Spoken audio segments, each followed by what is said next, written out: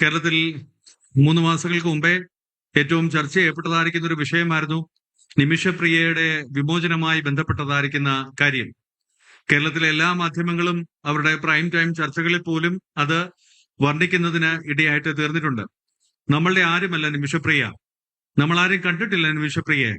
പക്ഷെ ആ കുടുംബത്തിന്റെ ഒരു വേദന, ആ സ്ത്രീയെ അവര് എക്സിക്യൂട്ട് ചെയ്യുമ്പോൾ ആ കുടുംബം അനുഭവിക്കുന്ന കടന്നു പോകുന്ന ട്രോമ, ഇത് മനസ്സിലാക്കി ഇടപെട്ട് കാന്തപുരം AP അബൂബക്കർ മുസ്ലിയാറിന്റെ നേതൃത്വത്തിലാണ് ആ വധശിക്ഷയൊന്ന് മാറ്റിവെക്കുന്നതിനിടയായിട്ട് തരുന്നത്. ഇതുവരെ നമ്മൾ ഇതിൽ കഴിഞ്ഞിട്ടില്ലെങ്കിൽ പോലും അത് കേരള സമൂഹം നെഞ്ചോട് ചേർത്തതായിരിക്കുന്ന ഒരു കാര്യമാണ്.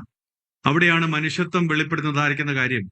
എന്റെ കുടുംബത്തിലുള്ള ഒരാളല്ല, എന്റെ അയൽപക്കത്തുള്ളതായിരിക്കുന്ന ഒരാളല്ല, എവിടെയോ ഉള്ളതായിരിക്കുന്ന ഒരാളിനെ ജീവൻ നഷ്ടപ്പെടുമ്പോൾ എന്ത് വില കൊടുത്തും അതിനെ നേടുവാനുള്ളതായിരിക്കുന്ന സന്നദ്ധതയ്ക്കാണ് മനുഷ്യത്വം എന്ന് പറഞ്ഞിരിക്കുന്നത്. അതിന്നും സമൂഹത്തിൽ നഷ്ടപ്പെട്ടു പോയിട്ടില്ല എന്നുള്ളതിന്റെ തെളിവാണ് കാന്തപുരം AP അബൂബക്കർ മുസ്ലിയാരെ പോലുള്ള വ്യക്തികൾ എന്ന് പറഞ്ഞിരിക്കുന്നത്. അപ്പോൾ അവര് മനുഷ്യർക്കൊപ്പം എന്ന് പറഞ്ഞിരിക്കുന്ന യാത്ര ചെയ്യുമ്പോൾ അത് ശ്രദ്ധിക്കപ്പെടുവാൻ സാധ്യതയുള്ളതാണ്.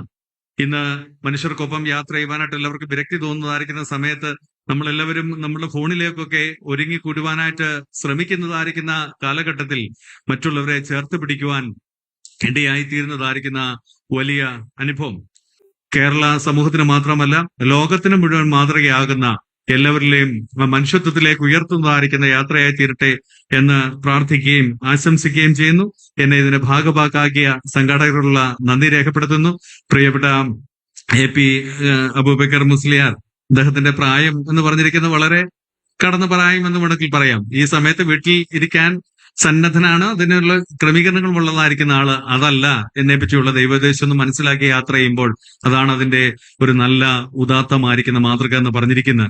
എന്റെ കംഫർട്ട് സോണിൽ ജീവിക്കുന്നതിലുപരിയെ മറ്റുള്ളവരെ മനുഷ്യത്വത്തിലേക്ക് നയിക്കുവാൻ നടക്കുന്ന യാത്ര ഏറ്റവും അനുഗ്രഹീതമാകട്ടെ. ദൈവം അതിന് അദ്ദേഹത്തെ സഹായിക്കട്ടെ.